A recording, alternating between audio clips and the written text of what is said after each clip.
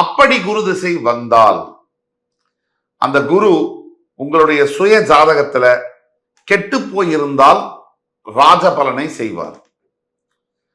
உங்களுடைய பிறப்பு ஜாதகத்தை பார்த்துதான் அந்த பலனை நம்ம சொல்ல முடியும். அப்போ ரிஷப லக்னக்காரங்களுக்கு குரு திசை சில கஷ்டங்களை தான் கொடுக்கும். 8ஆம் இடத்துடைய ஆதிபத்தியத்தெல்லாம் நம்ம பார்த்தோம். பொதுவாகவே உங்களுடைய பிறப்பு ஜாதகத்தில் ரிஷப லக்னம் உங்களுக்கு குரு வலுத்து இருக்கார், அவருடைய திசை வருது அப்படின்னா கடன் தொல்லைகள், உடல் ஆரோக்கியம் சம்பந்தப்பட்ட பிரச்சனைகள், சிறு சிறு விபத்துகள், சிறை தண்டனை, சட்ட சிக்கல்ல போய் மாட்டிக்கிறது, லீகல் டிராப்ல போய் மாட்டிக்கிறது, அதே மாதிரி இதெல்லாம் இருக்கும். இதுவே குரு வலுவிழந்து கெட்டவன் கெட்டிடில் கிட்டிடும் ராஜயோகம் அப்படிங்கிற அடிப்படையில வந்தார்னா அப்போ அந்த குரு உங்களுக்கு வெளிநாட்டு சம்பந்தப்பட்ட தொடர்புகளை ஏற்படுத்தி தருவார். வெளிநாட்டுல கல்வி, திருமணம், வேலை வாய்ப்பு, வெளிநாட்டுல குடியுரிமை பெறக்கூடிய அந்த யோகங்களை எல்லாம் வாரி தருவார். அதே ராஜ யோகங்களாக மாறும். திடீர் ஜாக்பாட், திடீர் திருப்பு முனை, இதெல்லாம் உங்களுக்கு இருக்கா? ரிஷப லக்ன ரிஷப ராசிக்கு இருக்காதான் பிறவி ஜாதகத்தை பார்த்தால் அதை பார்த்து டீப்பா அனலைஸ் பண்ணி தான் சொல்ல முடியும்.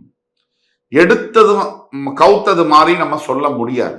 அதனால கீழே கொடுக்கப்பட்டுள்ள நம்பர்ல வாட்ஸ்அப்ல நீங்க எங்களை கனெக்ட் பண்ணீங்கன்னா நாங்க உங்களுக்கு தெளிவா சொல்ல முடியும்.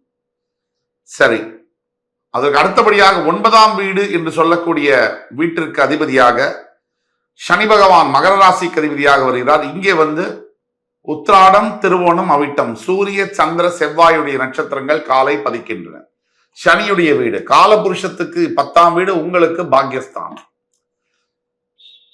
பல தடவை நம்ம ஐட்ரேட் பண்ணி சொல்லக்கூடியது இந்த ரிஷப லக்னக்காரங்களுக்கு சனி யோகாதிபதி, ராஜ யோகங்களை தரக்கூடியவர் அடிப்படையில.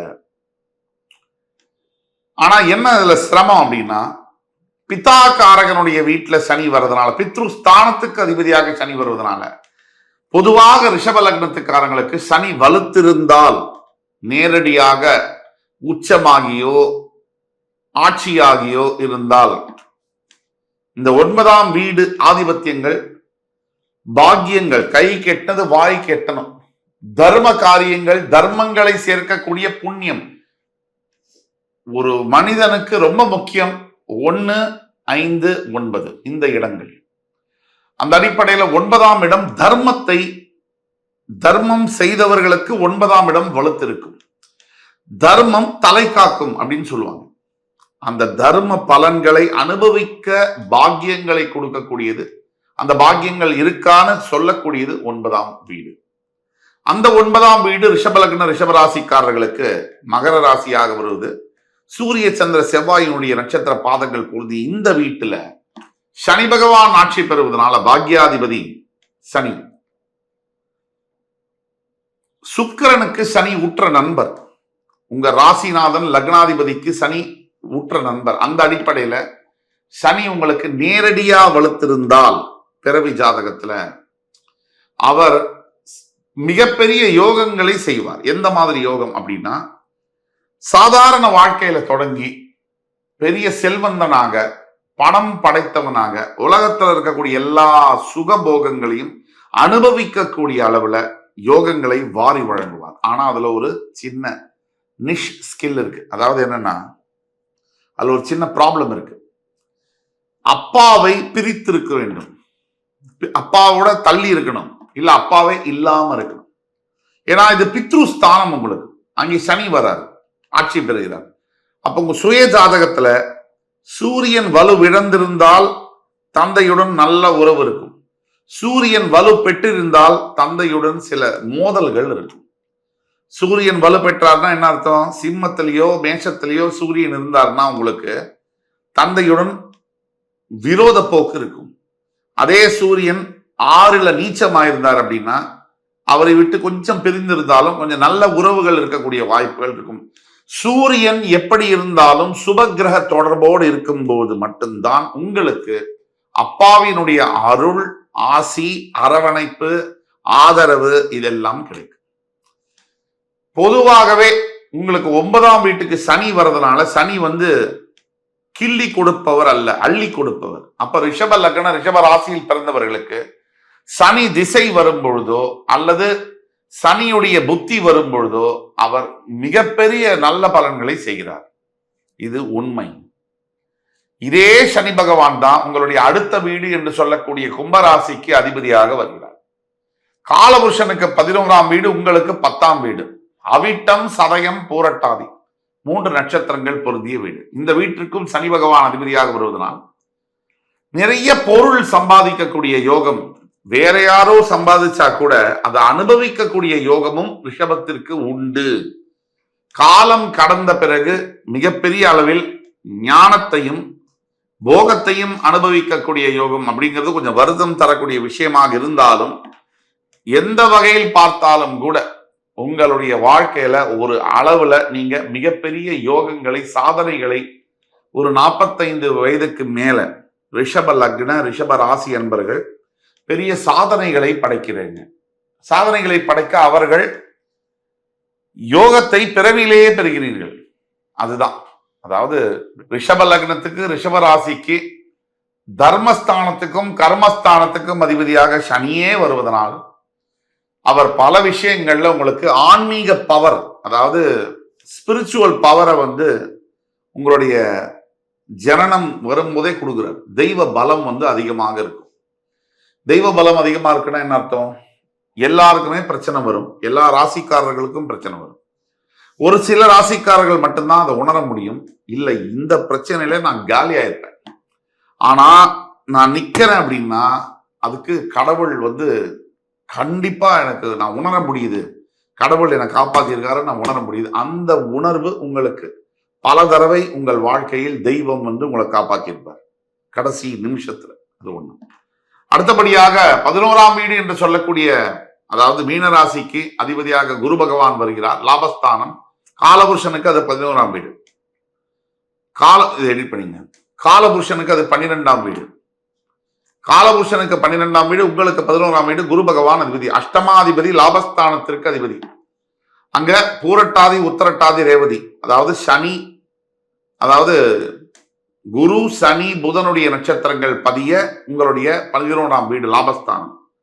இதுல என்ன கேட்ச் அப்படின்னா, அஷ்டமாதிபதி லாபஸ்தானத்துல வர்றதுனால வேலை செய்யக்கூடிய, நீங்க வேலை செஞ்சாலும் சரி, பிசினஸ் செஞ்சாலும் சரி, தொடர்ச்சியா வரக்கூடிய வருமானத்துல ஏத்த இறக்கங்கள் அதிகமாக இருக்கும். ஏன்னா அஷ்டமாதிபதி உங்களுக்கு லாபஸ்தானம், லாபம்னா வருமானம் வரக்கூடிய இடம், அதற்கு வர்றதுனால என்ன இடத்துல நீங்க தொழில் பண்ணாலும், எந்த வேலையை செய்தாலும் அந்த இடத்துல உங்களுக்கு ஏத்த இறக்கங்கள், வருமானம் ஒரே சீரா இருக்காது. அதே மாதிரி பேக் ஸ்டாப்பிங் சொல்லக்கூடிய, வேலை செய்யக்கூடிய இடத்துல நிறைய பேர் உங்களை நோண்டுறது, உங்களை வம்பு இழுக்கிறது, உங்க மூலியமா ஆதாயம் பெற்றுக்கிட்டு உங்களையே ஏளனமா பேசுறது, இதெல்லாம் இருக்கும். ஹியூமிலியேஷன்லாம் இருக்கும். இதை நீங்க பொறுத்துதான் போக வேண்டும். இதுக்கான தீர்வுகள் வேற வீடியோல பரிகாரம் அப்படிங்கிற தலைப்புல 12 ராசிகளுக்கும் நாம் பேசுவோம். இப்போ இந்த 11ஆம் இடம் உங்களுக்கு குருவுடைய ஆதிக்கத்துல வருது. அங்க நல்லா கவனிச்சீங்கன்னா குரு சனி புதன் இவங்களுடைய நட்சத்திரங்கள் வருது.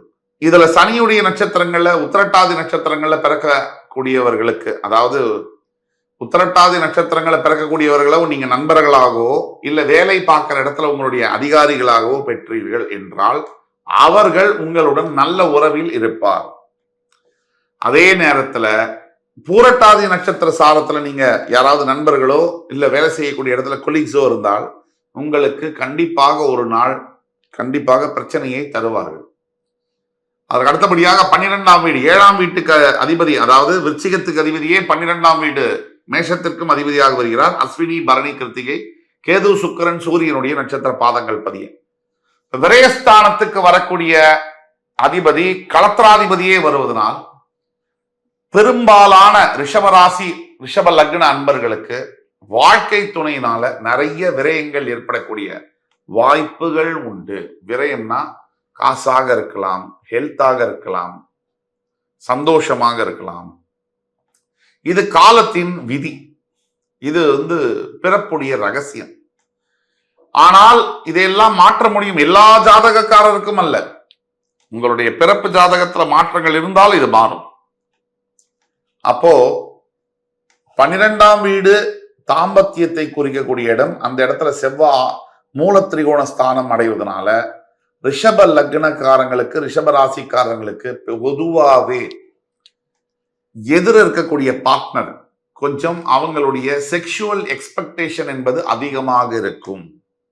உங்களுடைய வாழ்க்கை துணை கிட்ட இருந்து, உங்கள்கிட்ட இருந்து இந்த உடல் உறவு சார்ந்த விஷயங்கள் அதிகமான எதிர்பார்ப்புகள் இருக்கும்.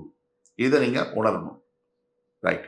இப்போ ரிஷப லக்ன ரிஷப ராசிக்காரர்களுக்கு 12 வீடுகளுக்கான பிறப்பு முதல் இறப்பு வரை, பிறப்புலேருந்து யாருக்கு பிறக்கணுங்கிற யோகம் எப்படி இருக்கணும், கல்வி சார்ந்த விஷயங்கள், திருமணம், வேலை வாய்ப்புகள், திருமணம், புத்திர பாக்கியங்கள் அண்ட் சமுதாய அந்தஸ்து, வீடு வாகன யோகங்கள், முதியவர் ஒரு வாழ்க்கையில நீங்க சீனியர் சிட்டிசனா இருக்கீங்கன்னு சொன்னாலும் என்ன மாதிரியான வாழ்க்கை பிரச்சனைகள் வரக்கூடும் அப்படின்னா, முக்கியமா ரிஷப லக்ன ரிஷபராசிக்காரர்களுக்கு வயதான போது எல்லோருக்கும் உடல்ல பிரச்சனை வரும்.